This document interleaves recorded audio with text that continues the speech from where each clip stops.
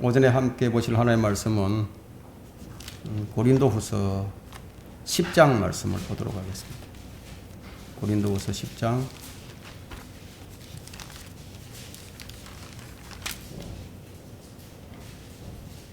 3절로부터 6절까지 보도록 하겠습니다.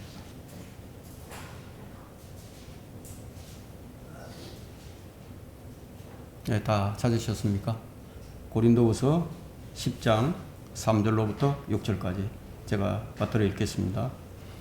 이는 우리가 육신 안에서 행하지만 육신을 따라 싸우지는 아니함이니 우리의 전쟁 무기는 육신적인 것이 아니요 오직 하나님을 통하여 견고한 요새들을 무너뜨리는 능력이라.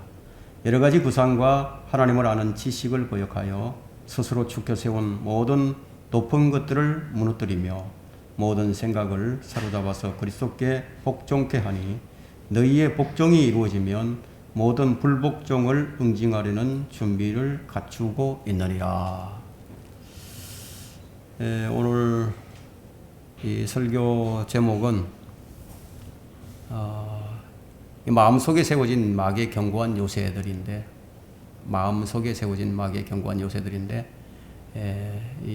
제가 제목을 마귀는 마음속에 둥지를 튼다는 이 제목을 정해봤습니다.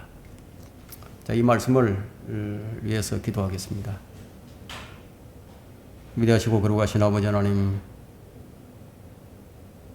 영원히 죄로 인해서 형벌을 받아 지옥에서 고통을 받으며 살아가야 할 마땅한 죄인들을 주님의 보혈로서 우리를 구원해 주시고 또 자녀 삼아 주셨으며 이 땅을 살아가는 동안에 한량없는 은혜를 베풀어 주셔서 주님 안에서 생활할 수 있도록 날마다 저희들에게 은총을 베풀어 주신 주님께 감사와 찬송과 존귀와 영광을 올려드립니다. 어리석은 죄인들이 주님의 피로 구속을 받아 주님을 찬미하며 주님을 기쁘시게 할 수 있는 일들을 행하며 살아갈 수 있도록 저희들에게 큰 능력을 베푸신 주님께 다시 한번 감사를 드립니다. 저희들이 드리는 이 예배가 합당한 예배가 될 수 있도록 해주시고 저희들이 생각과 저희들의 마음을 집중해서 주님의 말씀에 경청할 수 있도록 주님께서 저희들을 성령으로 충만케 해주시기를 원합니다. 자비하신 아버지 하나님, 제가 방금 봉독한 이 말씀을 강론하고자 합니다. 어리석은 입술을 주님께서 성령의 능력으로 사로잡아 주셔서 능력 있는 말씀을 전가할 수 있게 해주시고 살아있는 하나님의 정제된 말씀만이 선포되어지고 또 그 말씀으로 인해서 우리 성도들이 생애가 변화되는 놀라운 역사가 일어날 수 있도록 인도해 주시기를 원합니다. 각자의 생업에 복을 주시고 가정에 평안을 주시며 주님을 섬길 수 있는 최상의 길로 저희들을 이끌어 주시기를 원합니다.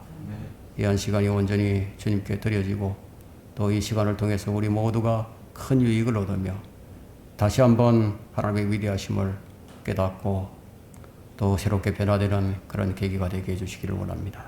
모든 것을 주님 손에 의탁하며 주 예수 그리스도 이름으로 기도했습니다. 아멘.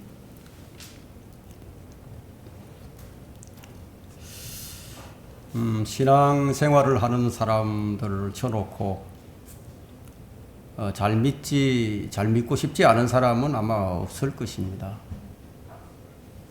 정말 자신을 구원해 주신 하나님을 정말 좀 제대로 믿고 싶다. 이런 생각을 누구나 다 가지고 있을 것입니다. 그러나 생각대로 되지 않는 것 또한 이것입니다. 그래서 그 원인이 무엇인지를 오늘 본문의 말씀이 말해주는데, 우리가 믿음으로 살지 못하게 하는 가장 큰 원인은 다른 곳에 있는 것이 아니라 바로 우리 마음속에 있습니다. 우리 마음속에서 하나님 말씀에 불복종하고자 하는 것들이 있기 때문에 그래서 우리가 주님을 온전히 잘 섬기지를 못합니다. 오늘 이 본문은 그것을 구체적으로 설명을 해주는데, 첫째, 우리가 생각하는 여러 구상들이 하나님을 아는 지식을 거역하게 만듭니다. 둘째 이제 스스로 축켜 세운 모든 높은 것들입니다. 그래서 저기 이제 자기 중심, 또 이기심, 자기 사랑, 뭐 자기가 우선입니다. 이제 마귀는 우리가 하나님을 아는 지식을 거역하게 하는, 즉 이제 말씀에 불복종하게 하는 이 여러 요새들을 이제 만들어 놓은 거예요. 이 본문의 말씀은 이 요새들을 무너뜨릴 것을 이제 권면을 하고 있는데, 이것이 해결되지 않게 되면은 우리는 승리가 아닌 패배자가 될 것입니다. 오늘 우리는 이 본문의 말씀을 통해서 우리 마음에 마귀가 몰래 세워놓은 그런 마귀의 요새들을 이제 무너뜨려야 할 것입니다. 인류의 역사는 전쟁의 역사라고 할 수 있습니다. 우리가 사는 곳은 뭐 어디가 되었든 전쟁이 없는 곳은 뭐 그 어디에도 없습니다. 총칼을 들고 싸우지 않을 뿐 그냥 전쟁이에요. 정치도 싸움이고, 사회도 싸움이고, 뭐 문화, 경제 할 거 없이 모든 영역에서 지금 전쟁이에요. 그러면 어린아이들이 모인 곳, 유아들이 모여 있는 곳에는 싸움이 없을 것 같지만 그렇지 않아요. 그 가운데도 싸움이 있어요. 2~3살밖에 되지 않는 아이들이지만 뭐 그들끼리도 이제 좋아하는 애들끼리 편을 가르고, 뭐 어떤 애는 이제 왕따를 시킵니다. 인간이 모이면 뭐 그곳이 어디가 되었든 그냥 분쟁이 있습니다. 하나님의 백성 이스라엘도 전쟁으로 시작된 나라입니다. 우리나라의 역사도 뭐 피로 얼룩져 있죠. 뭐 이 작은 땅덩어리에서 약 3,000번의 전쟁을 치렀습니다. 이런 전쟁을 막고 평화를 이루어보고자 만든 기구가 유엔입니다. 그런 목적으로 만들어진 유엔이 사실은 한 번도 전쟁을 막은 적이 없다는 것이 참 아이러니하죠. 너무 이상한 거예요. 아니, 이 유엔이 창설된 이후로 더 많은 전쟁이 일어났습니다. 자, 이것은 이제 무엇을 말하고 있죠? 지금 우크라이나와 러시아가 전쟁이 일어나고 있죠. 유엔이 아무 일도 못하잖아요. 세계 어느 다른 나라도 아무 일도 못해요. 이것이 무엇을 말하느냐 하면, 인간이 평화를 아무리 도모를 해도 평화는 만들 수 없다는 것이 뭐 인류의 역사가 이제 입증을 해줍니다. 왜냐하면 평화의 왕이신 주님이 안 계시기 때문이에요. 평화의 왕이 없는 세상은 어두운 밤, 캄캄한 밤으로 성경이 이제 묘사하고 있습니다. 이 세상은 지금 평화가 없는 어두운 밤이에요. 말라기 4장 2절에는 의의 태양이 나오죠. 의의 태양이신 주님이 이 땅을 통치하실 때라야 이 땅엔 진정한 평화가 올 것이다. 이렇게 이제 말을 하고 있습니다. 앞으로 이제 전 세계에 1차 전쟁이 있었고 2차 전쟁이 있었죠. 세계 대전이 있을 것인데, 앞으로 이제 3번 정도 있을 겁니다. 첫째는 적그리스도가 정복을 하기 위해서 전쟁이 있을 것이고, 두 번째는 주님의 재림과 함께 있을 아마겟돈 전쟁입니다. 그리고 마지막은 천년왕국 끝에 있을 곡과 마곡의 전쟁이 있습니다. 이렇게 크게 이제 전쟁이 이제 3개가 남아 있습니다. 그러면 전쟁의 시작은 언제부터 시작이 되었죠? 어디로부터 시작이 되었을까요? 마귀로부터 시작이 되었습니다. 이사야 14장 12절로부터 15절에는 한번 찾아볼까요? 이사야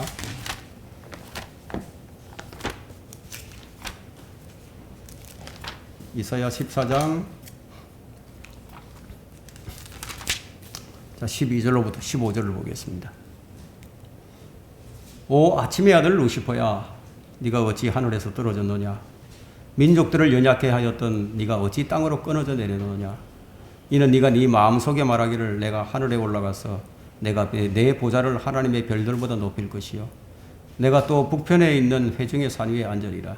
내가 구름들의 높은 곳들 위로 올라가 내가 지극히 높으신 분같이 되리라 하였습니다. 그러나 너는 지옥까지 끌어내려질 것이요 구렁의 사명에까지 끌어내려지리라. 전쟁의 마지막도 마귀로부터 시작이 될 겁니다. 철권 통치하시는 주님의 천년의 평화 시대 동안은 이 사람들은 이제 주님의 이 독재, 철권 통치에 이제 불만을 품게 됩니다. 그런데 그 강력한 독재 통치에 그 불만을 표출을 하지 못하고 그렇게 지내다가 천연왕국 끝에 이제 가두어 두었던 이 사탄을 좀 풀어놓게 되니까 이 사탄이 나와서 온 민족들을 이제 미혹을 하게 됩니다. 그러면 주님께 불만을 품고 있던 자들이 반역을 하죠. 사탄의 졸개가 되어서 주님을 대적하게 될 겁니다. 그들의 수가 바다의 모래알처럼 많을 것이라고 요한계시록 20장 8절에 기록하고 있습니다. 그렇다면 왜 이들은 천년왕국에서 불만을 가지게 되었을까요? 그렇게 살기 좋은 곳에서 왜 불만을 가지게 되었을까요? 그것은 인간성 때문에 그렇습니다. 죄에 대하여 인정을 베풀려고 하는 그런 본성이 있기 때문이에요. 왕국의 법령은 매우 가혹합니다. 관용이라고는 전혀 찾아올 수가 없어요. 그야말로 법치국가예요. 법대로 하는 거예요. 그래서 손이 죄를 지으면 손을 자르든지, 발이 죄를 지으면 발을 자르든지, 아니면 지옥 불못에 던져지든지 양자택일을 해야 한다는 거예요. 이런 일들을 목격하는 사람들 중에 죄에 대하여 관용을 베풀려는 사람들이 이제 불만을 품게 되겠죠. 특히 자기 혈육 중에서, 자기 가족 중에서 이런 일을 당한다면은 얼마나 그 마음이 아프고 가슴이 쓰라리겠습니까? 근데 큰 잘못을 한 것도 아닌데, 근데 손을 잘라야 된다 이게. 남의 것을 살짝 훔쳤는데 큰 것도 아닌데, 예? 눈으로 죄를 지었어요.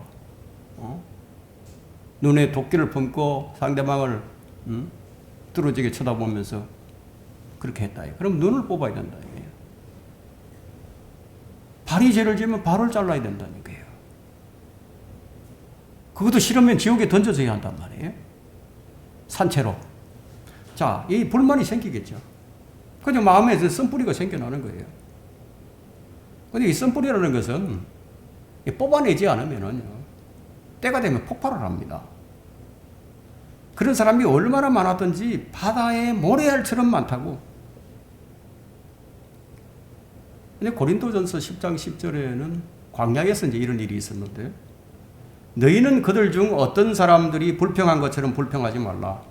그들은 그러다가 멸망시키는 자에게 멸망당하였느니라.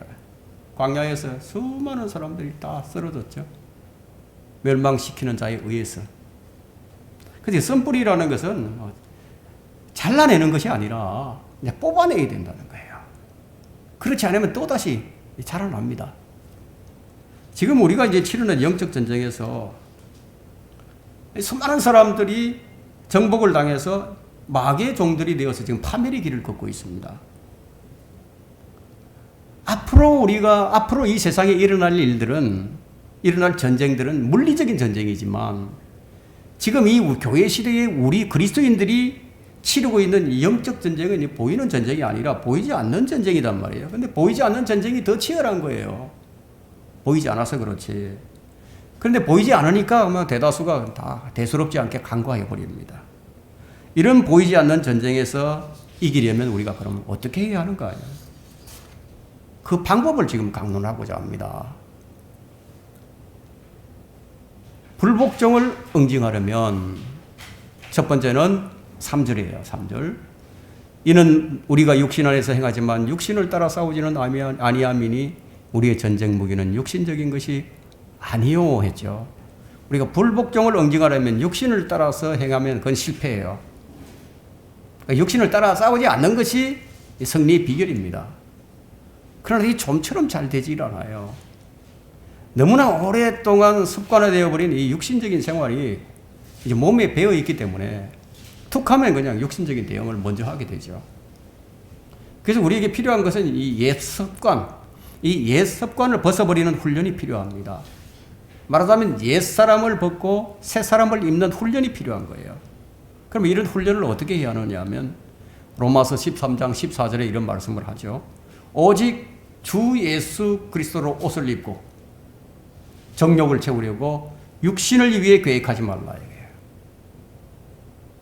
이런 훈련을 해야 된다는 거예요. 옷을 입는 훈련이에요. 군 생활을 할 때는 집합 하면은 고루나기 불리면 벨이 울리면 5분 안에 뛰어나가서 그냥 탁 서야 된단 말이에요. 옷을 다 챙겨 입고 완전 무장을 해서 옷 입는 훈련을 하죠. 벗었다 입었다 하는 훈련을 합니다. 자, 이런 훈련이 왜 필요하냐면요. 우리 마음속에 솟구쳐 오르는 것들이 있기 때문이에요. 우리 마음속에 이런 것들이 들어있어요. 그것이 이제 마가복음 7장 20절 한번 보십시오.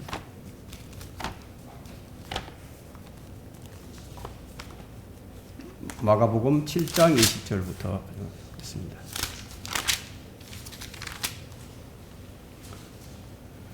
또 말씀하시기를 사람에게서 나오는 것이 그 사람을 더럽히느니라. 21절에 이는 속에서 즉 사람들의 마음 속에서 나오는 것은 악한 생각과 간음과 음행과 살인과 도둑질과 탐욕과 악의와 사기와 방탕과 악한 눈과 하나님을 모독함과 교만과 어리석음이기 때문이니 이런 모든 악한 것은 속에서 나와 그 사람을 더럽히느니라고 하시더라. 때로는 이런 것들이 마음 속에서 이제 솟구쳐 오릅니다. 그래서 우리 마음이 전쟁터예요. 전쟁터 중에서도 가장 치열한 전쟁터가 우리 마음입니다. 이런 마음에서 나오는 것들이 하나님을 거역하게 만드는 주범입니다. 근데 이런 것들을 응징하지 않으면요, 우리 하나님 제대로 섬길 수가 없습니다. 이 마음에서의 갈등, 이런 더러운 죄악들을 응징하는 방법이 오늘 바로 본문의 말씀인데, 근데 인간이 연약합니다. 타고나기를 그렇게 타고났어요. 타고난 인간의 본성 때문에 이렇게 죄성을 지니고 있기 때문에 마귀의 올무와 덫에 빠지기 아주 쉬운 상태로 태어났기 때문에 이런 타고난 본성에 세상 교육과 세상 문화가 더해지게 되면 어떻게 되겠습니까? 하늘 끝까지 교만해져서 사람이 신이 되고요. 사람의 전통으로 하나님의 말씀을 폐기하고요. 사람의 지혜로 하나님에게까지 도전하기까지 이르게 된다는 거예요. 우리가 이런 상태로 살아왔습니다. 이런 타고난 옛사람을 따라 살지 않기 위해서 우리는 그리스도로 옷을 입는 훈련이 필요한 겁니다. 우리가 사는 세상을 가장 잘 표현해 주는 구절이 있다면 저는 디모데후서 3장 1절로부터 5절의 말씀을 저는 제시하고 싶습니다. 다른 무엇보다도 인간의 상태를 가장 잘 보여주는 것이 저는 이 구절이라고 생각을 합니다. 3장 1절부터요. 또 이것을 알라 마지막 날들에 아주 어려운 때가 오리라. 사람들이 자기를 사랑하고 돈을 사랑하며 자긍하고 교만하며 제가 읽고 있죠. 이 읽는 말씀을 지금 이 현 세대하고 사람들의 성향하고 한번 비교를 한번 해보세요. 돈을 사랑하며 자긍하고 교만하며 하나님을 모독하고 부모에게 불순종하며 감사하지 아니하고 거룩하지 아니하며 무정하고 화해하지 아니하며 모함하고 절제하지 못하며 사납고 선한 것을 좋아하지 아니하며 배반하고 분별이 없으며 자만하고 쾌락을 사랑하는 것이 하나님을 사랑하는 것보다 더하며 경건의 모양은 있으나 경건의 능력은 부인하리니 이런 자들에게서 돌아서라. 단순한 말씀이 아닙니다.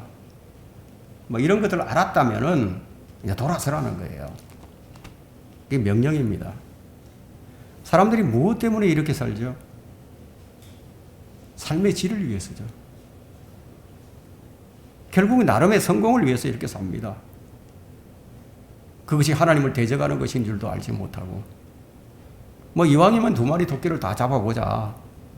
세상에서도 성공하고 믿음에서도 성공을 하자.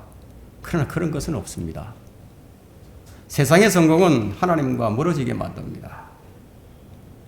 이게 성경대로 믿는 교회를 찾아오는 사람들을 보게 되면 아무나 찾아오는 것이 아니잖아요. 거의 다 세상에서 실패합니다. 실패를 해서 정말 상처투성이가 되어가지고 영적으로 볼 때 눈도 멀고 다리도 절고 팔도 부러져 있고 뭐 밤병신이 돼서 이렇게 찾아오는 거예요. 이 성경은 이 세상에 대해서 어떻게 말을 하고 있느냐면 세상도 세상에 있는 것들도 사랑하지 말라. 너희 생활 방식에 탐욕이 없도록 하고 현재 가진 것들로 만족하라. 자, 이런 말씀들은 세상의 성공과는 완전히 대조되는 말씀입니다. 그런데도 사람들은 어떻게 삽니까? 어떻게 살까요? 야고보서 4장 13절부터 17절을 한번 펼쳐보세요. 이렇게 사는 거예요. 사람들은. 야고보서 4장 13절로부터 17절 보세요. 사람이 어떻게 사는지 보여줍니다. 성경이. 이제 오라. 오늘이나 내일을 어느 성읍으로 가서 거기서 1년쯤 지내며 사고 팔며 수익을 올리리라 하는 자들이여. 너희가 내일 일을 알지 못하나니 너희 생명이 무엇이냐. 잠깐 보이다 사라지는 안개니라. 오히려 너희가 주께서 원하시면 우리가 살겠고 또 이것이나 저것을 할 수 있으리라고 말해야 할 터인데 이제 너희가 자만 가운데서 기뻐하고 있으니 그러한 기쁨은 다 악하니라. 그러므로 선을 행할 줄 알면서도 행치 아니하는 자에게는 그것이 그 사람에게 죄가 되느니라. 참, 이 말씀은 사실 이제 무서운 말씀이에요. 우리가 아는데 아는 것을 실행하지 않는다.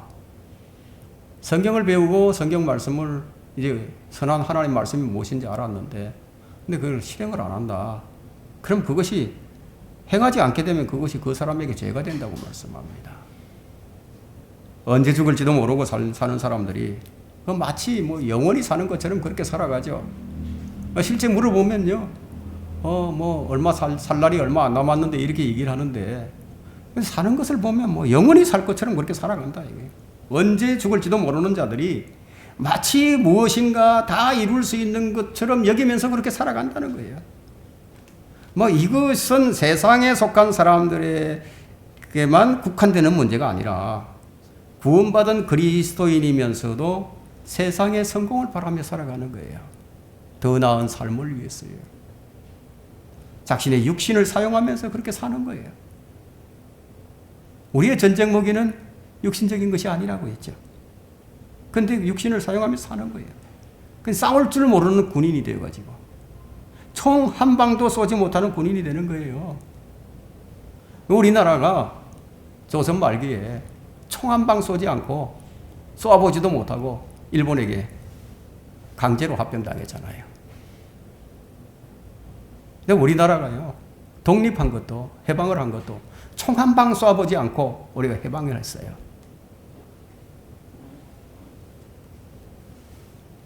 우리의 전쟁 무기는 육신적인 것이 아님에도 육신적인 무기만을 가지고 싸우려고 하는 것이 그것이 문제예요. 불복종을 응징하려면 두 번째는 4절에 오직 하나님을 통한 견고한 요새들을 무너뜨리는 능력이라.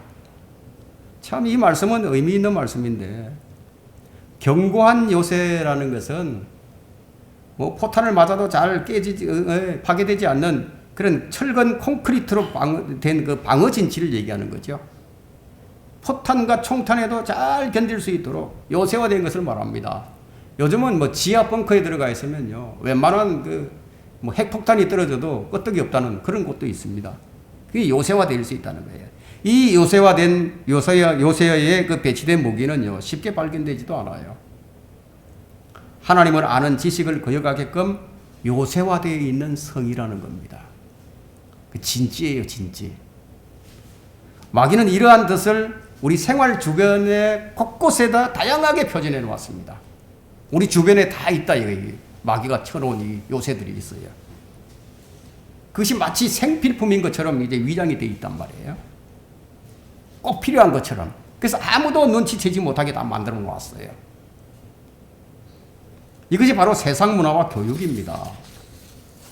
여러분, 인터넷, 스마트폰, TV, 게임, 스포츠, 뭐 이런 것들이 있죠. 우리 생활 속에 일부가 되어 있죠. 그래서 꼭 필요한 것은 아닌데, 그런데 없어도 살 수 있는데, 근데 마치 없어서는 안 될 것처럼 지금 요새화되어 있다는 거예요. 이런 것들이 외형적으로 나타나 있는 견고한 요새들입니다. 자, 이 세상 교육과 세상 지식으로부터 시작이 되어 스스로 높아져서 깨트릴 수 없는 아주 견고한 요새가 되어 있다는 겁니다. 그래서 이 세상 교육을 받고 자라는 아이들이 이 성인이 되게 되면은요, 이런 견고한 요새들을 깨뜨리고 복음을 받아들이기란 여간 어려운 일이 아니에요. 정말 어렸을 때부터 교회를 다니면서 신앙생활을 하면서 말씀을 그래도 좀 듣고 이렇게 자란 사람들하고요, 한 번도 안 듣고 자란 사람하고는 전적으로 다릅니다. 나중에 달라요. 그래서 실생활에서 우리가 깨트려야 할 것이 무엇인지, 자, 이것을 깨트리는 것이 무엇인지 아는 것이 매우 중요합니다. 그래서 그리스도인의 마음뿐만이 아니라 우리 생활 전선 역시 전쟁터라는 겁니다. 전쟁에는 이제 무기가 매우 중요하죠. 그걸 깨트릴 수 있는 무기가 있어야 되니까. 그래서 첨단 무기가 이제 필요한 거예요. 요새는 요새화되는데 요즘은 더 두툼하게 그냥 이렇게 아주 미사일로도 파괴가 안 되니까 핵무기로도 파괴가 안 되는 이런 진지를 어떻게 파괴시키겠습니까? 그래서 첨단 무기가 필요한 거예요. 이 무기의 이름이 뭐냐면 하나님의 능력입니다. 하나님의 능력. 근데 이 무기는 어떻게 공급이 되느냐 하면 성령님을 통해서만 공급이 됩니다. 하나님의 능력은 무엇입니까? 우리가 잘 아는 것처럼 하나님의 능력은 고린도전서 1장 18절에 십자가를 전파하는 것이 구원받은 사람에게는 하나님의 능력이라고 했어요. 또 로마서 1장 16절에는 복음이 하나님의 능력이라고 했어요. 내가 그리스도의 복음을 부끄러워하지 아니하노니 이는 이 복음이 믿는 모든 사람을 구원에 이르게 하는 하나님의 능력이 됨이라고 했거든요. 그러니까 그리스도의 복음이 하나님의 능력이에요. 이 복음으로 사람들의 그 견고한 요새들을 파괴시키는, 무너뜨리는 거예요. 또 하나님의 능력이 무엇입니까? 히브리서 4장 12절에 보게 되면 하나님의 말씀은 살아있고 능력이 있어 양날이 서 있는 어떤 칼보다 더 예리하여 혼과 영 그리고 관절과 골수를 찔러 가르고 마음의 생각과 의도를 판별한다고 했습니다. 그러니까 마음의 생각과 그 사람의 의도를 판별하는 이 무기야말로 최첨단 무기예요. 그럼 하나님의 말씀을 모른다면 무기가 없는 군인이죠. 무장해제가 되어 있는 군인이다. 그래서 골로새서 3장 15절에는 이렇게 말씀합니다. 골로새서 3장 15절은 여러분들이 좀 잘 암기를 해 두시는 게 좋을 것 같습니다. 골로새서 3장 15절이에요. 16절이에요. 3장 16절에 그리스도의 말씀이 모든 지혜로 너희 안에 풍성히 거하게 하되, 그냥 조금 거하게 하는 게 아니라 하나님 말씀이, 그리스도의 말씀이 풍성히 거하게 해야 하는데, 그럼 어떻게 풍성하게 거하게 해야 되냐? 모든 지혜로서 풍성하게 거하게 하라는 거예요. 그냥 담아두는 것이 아니라 지혜와 잘 조화를 이루어야 된다는 얘기예요. 지혜롭지도 못하게 그냥 말씀을 마음에만 담고 지혜로서 사용을 할 줄 모른다면 아무것도 아니죠. 그러면 너희 안에 풍성히 거하게 하되, 풍성히 거하게 되면 어떤 일이 일어나느냐 하면 시와 찬송과 영적인 노래로 서로 가르치고 권면하는 일이 일어나는 거예요. 그리고 마음속으로부터 아주 그 은혜로 주님께 노래하는 일이 일어난다는 거예요. 이게 그냥 이 문맥을 그냥 그대로 읽으면요, 쉽게 우리가 이해할 수 있어요. 전략과 전술은 전쟁에서 필요한 거예요. 그게 지혜입니다.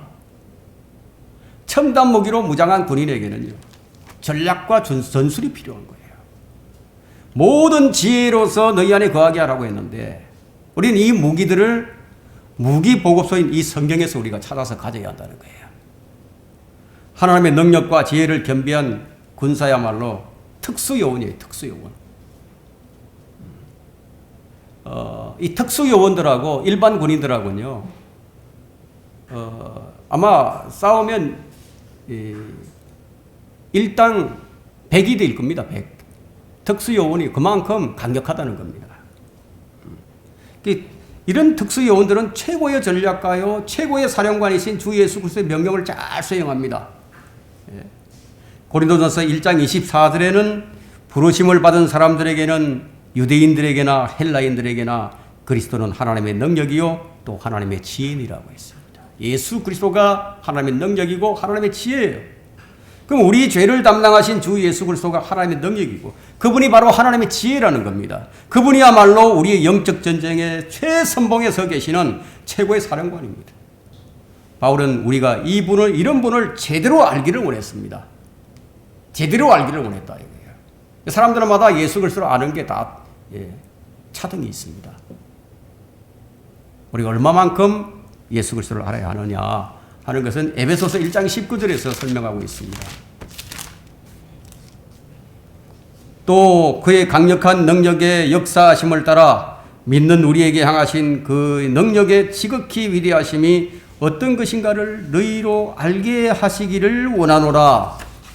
하나님께서는 그 능력을 그리스도 안에서 역사하게 하사 그를 죽은 자들로부터 살리셨으며 천상에서 하나님의 오른편에 앉히사 모든 정사와 권세와 능력과 다스림과 이 세상뿐만 아니라 오는 세상에서도 이름 지어진 모든 이름보다 더 뛰어나게 하셨으며 또 만물을 그의 발 아래 두시고 그를 만물 위의 머리가 되게 하셔서 교회에게 주셨느니라.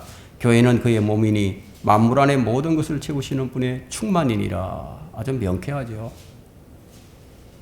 하나님께서는 그분의 능력이 어떠한지를 우리가 알기를 원하신다는 거예요. 여러분은 예수 그리스도를 얼마나 알고 계십니까? 이것은 알아도 그만, 몰라도 그만이 아니에요. 그분의 능력이 얼마나 강력한지 그 능력을 아는 정도에 따라서 그 사람의 믿음의 성숙도가 나타난다는 겁니다. 아무리 똑똑하고 현명한 것 같아도 주 예수 그리스도를 깊이 알지 못하면 능력 있는 삶을 살지 못합니다. 그리스도인들의 이 냉랭한 믿음은 주님과의 관계에 있어요. 주님과의 깊은 관계가 아니라면 사람이 냉랭해지는 거예요. 믿음이 냉랭해져요. 하나님의 능력이신 주 예수 그리스도, 모든 이름 위에 뛰어나신 이름을 가진 그분이 지금 만물을 발판으로 삼으시고 또 만물의 머리가 되신 그분을 지금 우리에게 주신 거예요. 최고의 어떤 되시는 분을 우리에게 주셨다는 거예요. 그렇다면 우리 그리스도인의 위상이 어떻습니까? 대단한 위상이죠. 만물을 발 아래 두시고 만물의 머리가 되신 분이 그분을 우리에게 주셨다 이거예요. 근데 이런 위상을 가진 사람들이 영적 생활에서 패배자가 된다면 그건 정말 하나님께서 얼마나 슬퍼하시겠습니까? 하나님을 슬프게 만들고 그리스도인들의 위상과 품격을 떨어뜨리는 죄를 짓는 것이죠. 우리는 알게 모르게 이럴 죄를 지을 수도 있다는 거예요. 그리스도인은 위상에 걸맞는 품격 있는 생활을 유지해야 됩니다. 그리스도인들의 품격은 스스로 만드는 거예요. 주님과 교제를 해야 된다는 거죠. 아주 깊이 있는 교제를. 그래서 자신을 하나님의 첨단 무기들로 이제 무장을 하는 거예요. 이런 첨단 무기들을 에베소서 6장에서 우리는 찾아볼 수 있습니다. 에베소서 6장 10절로부터 우리가 18절에서 찾아볼 수가 있는데요.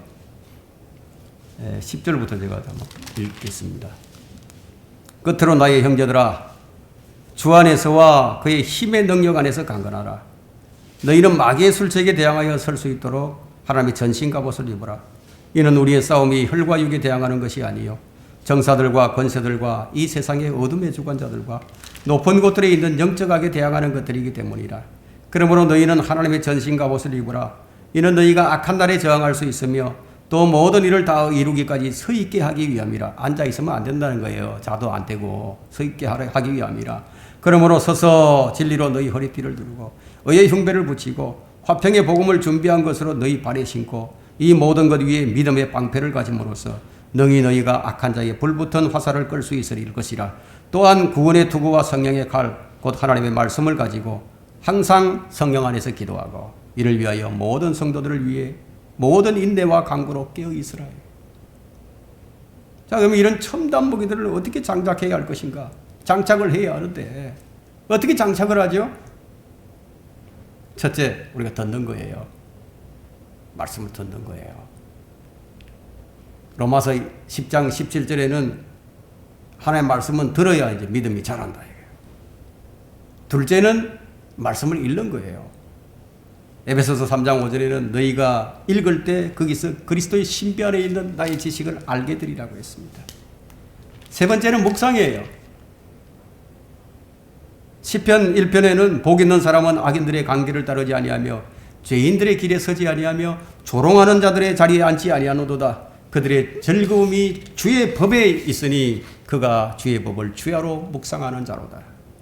네 번째는 성경을 상고하는 거예요. 성경을 상고하라. 이는 너희가 성경에 영생이 있다고 생각하미니 그 성경이 나에 관하여 증거하고 있느니라.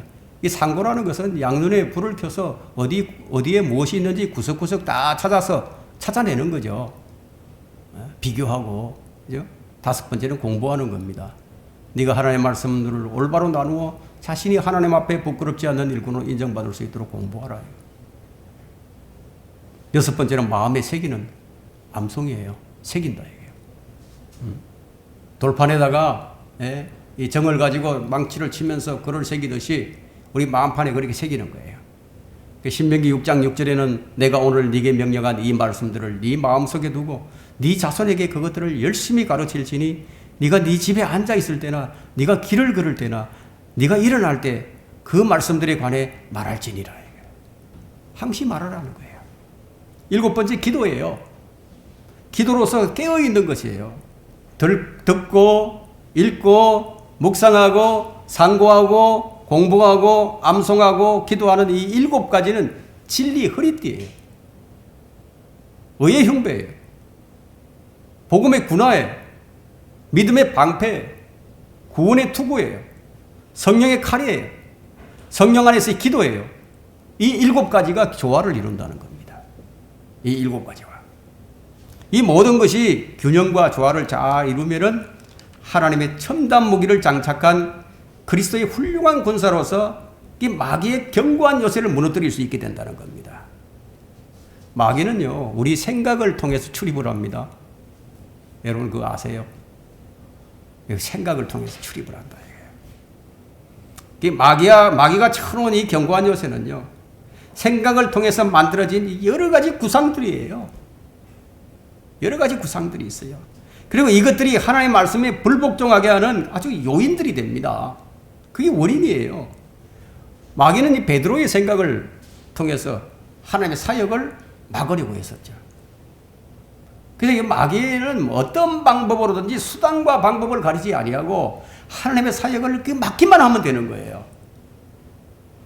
그래서 이런 잡다한 것들을 가지고 그 사람의 생각을 통해서 모든 것을 다 집어넣는 거예요. 불복종을 응징하려면 세 번째는 5절 말씀이에요. 본문에 여러 가지 구상과 하나님을 아는 지식을 거역하여 스스로 주께 세운 모든 것들을 무너뜨리며 모든 생각을 사로잡아 그리스도께 복종케 하니. 복종이에요. 복종. 그리스도인에게 가장 중요한 것은 하나님께 대한 복종입니다. 우리가 하나님께 복종하지 못하도록 마귀는 교묘하게 우리 생각에 다가옵니다. 눈으로 보았던 거 있어요. 귀로 들었던 것들이 있어요. 그들은 그런 것들이 상념이 되도록 부추겨서 불복종하게 만드는 거예요. 이 불복종이 우리의 가장 큰 적입니다. 여러분들이 어떤 영화나 TV를 보고 나면요, 그것들이 생각을 사로잡아 오는 거예요. 그 마귀에게 이미 틈을 줘버렸죠. 그 마귀는 이 생각에 길을 불어넣습니다. 그래서 마음으로 결정을 하도록 충동질을 하죠. 어떻게 해요? 괜찮다고. 뭐 그 정도는 어떠냐. 그 정도는 괜찮아. 어떻게 인간이 깨끗하게 살 수 있어? 어떻게 이것도 안 하고 살 수 있어? 이 정도는 뭐 결코 말씀에 위배되는 것도 아니야.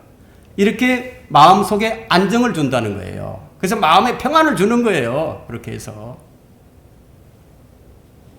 근데 이것이 마음에 일단 한번 결정이 되고 나면요. 그 다음에 이건 이제 참 돌이키기가 여간 어려운 게 아닙니다. 여러분, 거짓 선지자인 발람을 한번 보세요. 발람이 마음에 한번 탁 탐욕이 들어와서 결정을 한번 딱 하고 나니까 이제 그 발람이 어떻게 하죠? 어떻게 해서든지 하나님의 법을 피해 나갈 방법을 만들어내죠. 스스로 피해 나갈 방법을 만들어내는 거예요. 그 성도들이 이제 어떤 실수를 하게 됐냐면 이 마음에 다 결정을 해놓고 하나님께 이제 요청을 하죠. 하나님, 내가 이거 해도 되겠습니까? 이미 다 하기로 해놓고. 그럼 그렇게 묻는 경우가 많이 있죠. 그런 경우는 그 뭐 자신의 뜻이죠. 하나님의 뜻은 뒷전이죠, 뒷전.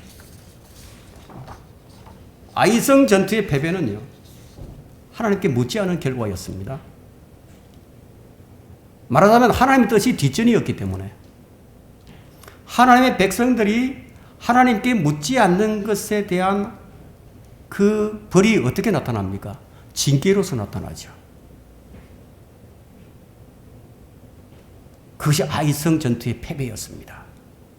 이스라엘이 하나님의 뜻을 묻지 않고 하나님보다 앞서 나가다가 얼마나 많은 낭패를 보았습니까? 그것은 이스라엘의 역사가 증명해 줍니다.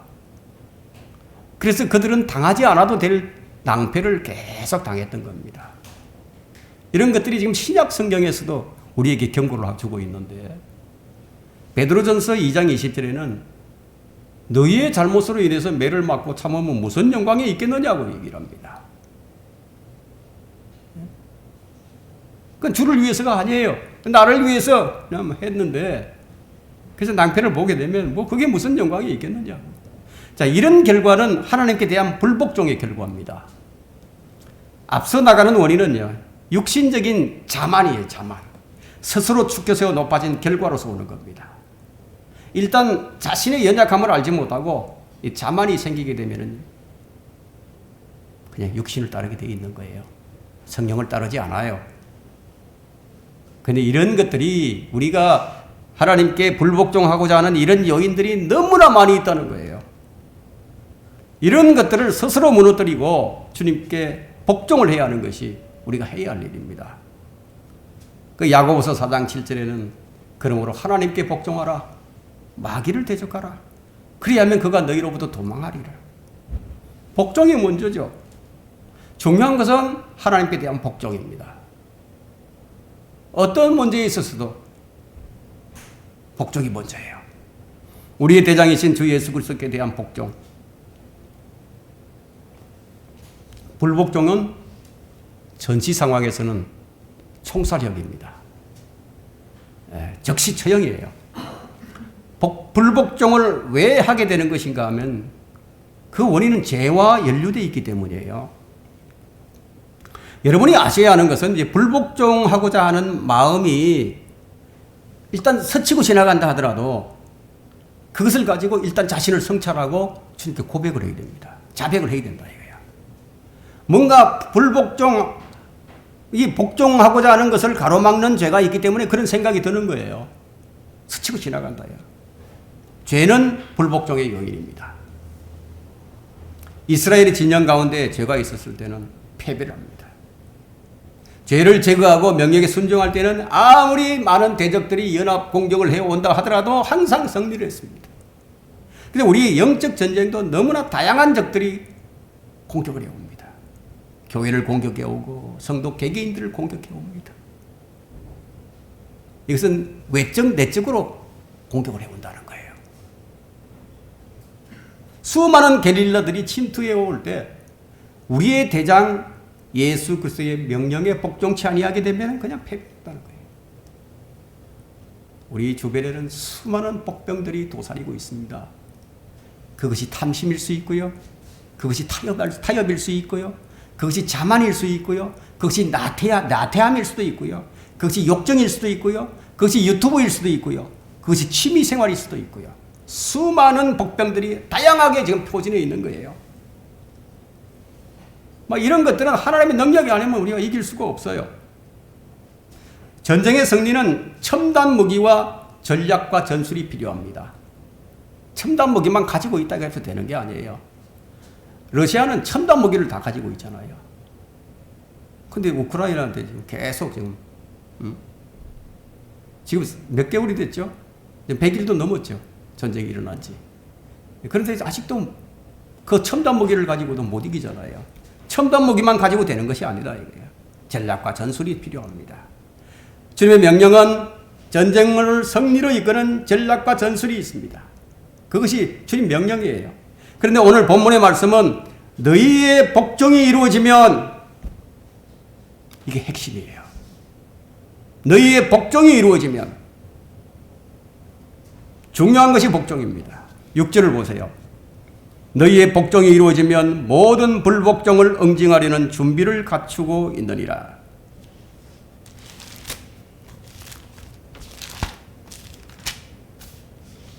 자,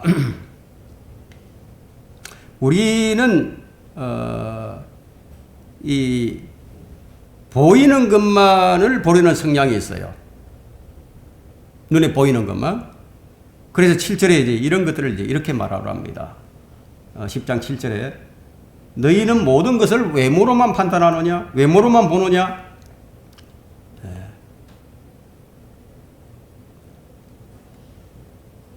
우리는 보이는 것만을 중시하면서 지금 판단을 하려고 합니다.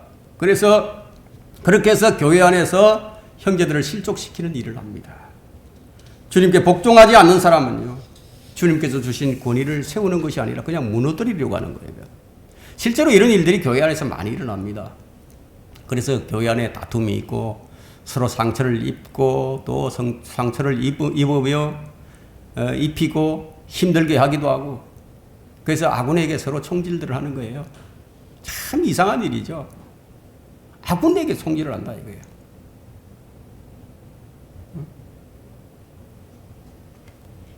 복종이 이루어지지 않는다면 그냥 무장 해제된 군인이 돼가지고 아군에게 총질을 한다 이거예요. 군인은 잘 훈련되고 숙련이 되어야지. 근데 무기를 어떻게 사용할지 그것도 모른다면 무슨 전쟁을 하겠습니까? 그런데 이런 성도들이 많은 것이 현실이에요. 훈련이 되지 못한 성도들이 참 많습니다. 바울이 공고하기를 히브리서 5장 12절에서 이렇게 공고를 합니다. 그 교회 상태를 보고 얘기하는 거예요. 그리스도인들의 상태를 보면서 그때로 보면 너희가 마땅히 선생들이 되어야 할 터인데, 이제 다시 하나님의 말씀의 기초 원리가 무엇인지를 누군가가 너에게 가르쳐줘야만 하니 젖이 필요한 사람이지 단단한 음식을 필요로 하는 사람이 되지 못하는도다. 젖을 사용하는 자는 누구나 의의 말씀에 능숙하지 못하나니 이는 그가 악이기 때문이요. 단단한 음식은 장성한 사람의 것이니 그들은 그 말씀들을 사용함으로써 감각들을 단련하여 선악을 분별하는 사람들이라.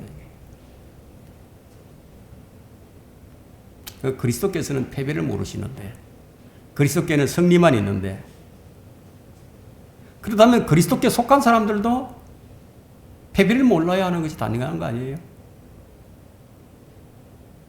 그리스도께는 승리만 있어요. 그분의 거룩한 성도들도 동일하게 믿음으로 승리를 해야 한다는 거예요. 패배자가 되어서는 안 된다는 거예요. 결론적으로 우리의 복종이 이루어져야만 승리는 보장이 됩니다. 복종은 우리 마음에서 이루어집니다. 불복종도 우리 마음 속에서 이루어집니다. 야고보서 4장 1절에는 너희 중에 싸움과 다툼이 어디로부터 오느냐? 너희 지체들 속에서 싸우고 있는 너희 정욕들로부터 오는 것이 아니냐? 결국 우리의 싸움터는 우리 마음이에요. 마음에서 오는 정욕들을 말씀의 칼로 잘라내지 못한다면 불복종할 수밖에 없다는 거예요. 여기서 주의해야 할 점은 죄에 대해서는 조금이라도 인정을 베풀어서는 안 된다는 거예요. 마치 손과 발을 자르는 심정으로 가혹하게 잘라내야만 한다는 겁니다. 어떤 타협과 협상을 해서도 안 된다는 거예요. 죄를 짓고 자백하고 죄를 짓고 자백하고 계속 반복해서 반복된 죄를 짓는다면 그건 죄의 인정을 베풀고 있는 거예요. 잘라내지 못하는 거죠. 그러니까 자꾸만 올라오는 거죠. 복종을 완성하지 못하는 겁니다. 그 우리의 최대의 적은 뭐냐? 불복종이에요. 불복종이 우리의 최대의 적이에요. 이것은 우리 내면에서 일어납니다. 내면의 적을 물리치지 못하게 되면 외면의 적은 물리칠 수가 없습니다. 내 안에 있는 불복종을 응징하지 못하고 외적인 적과 싸우려고 한다면요, 마귀는 매우 환영할 겁니다. 그래, 그렇게 한번 해봐. 잘 해보라고 그럴 겁니다. 여러분, 우리 지체를 불의의 병기로 내어줄 수는 없지 않겠습니까? 우리가 의의 병기들인데 우리에겐 불복종을 응징할 수 있는 하나님의 능력이신 예수 그리스도, 우리의 대장이신 예수 그리스도가 계신다는 거예요. 그분께서 우리에게 이런 말씀을 주셨어요. 보라, 내가 세상 끝까지 너희와 항상 함께 있으리라. 이렇게 용기를 주시는데 우리가 비겁한 자가 되어서는 안 될 것입니다. 하나님께서는 우리에게 능력과 사랑과 건전한 생각의 영을 우리에게 주셨다고 디모데후서 1장 7절에 말씀하고 있습니다. 그리고 계속 우리에게 말씀 주시는 것이 강건하고 담대하라예요. 이것이 주님의 명령이에요. 두려워하지 말라예요. 마귀를 대적하라예요. 주님은 우리가 육신적인 소욕들을 분별하고 감지할 수 있는 기능들을 이미 다 주신 거예요. 문제는 뭐예요? 문제는 타협이에요. 발람의 길을 따르려는 그런 타협안이 마귀로부터 공수되어 오는 거예요. 좋은 게 좋지 않느냐고. 적당히 좀 하자고. 건전한 생각이 영이 있다면 내면에서 일어난 여러 가지 구상들, 또 우리 습성들, 말씀과 기도에서 멀어지게 하는 생각들, 이런 것들은 얼마든지 감지할 수 있고요. 스스로 이 모든 것을 사로잡아서 그리스도께 복종시킬 수가 있어요. 그건 단지 안 할 뿐이죠. 알면서도. 이 복종이 이루어지지 않으면 마귀를 우리가 대적하지 못합니다. 먼저 주님께 복종이 이루어져야만 매 순간마다 공격해오는 이 불복종을 응징할 수 있는 준비를 갖추게 되는 겁니다. 복종이 이루어진 자만이 하나님께 복종하라, 마귀를 대적하라, 그리하면 그가 너희로부터 도망하리라는 이 야고보서의 4장 7절의 말씀이 그 자신에게 이루어질 겁니다. 승리는 주어졌지만 그 승리를 얻지 못하는 것은 전적으로 나의 책임입니다. 말씀 마치겠습니다.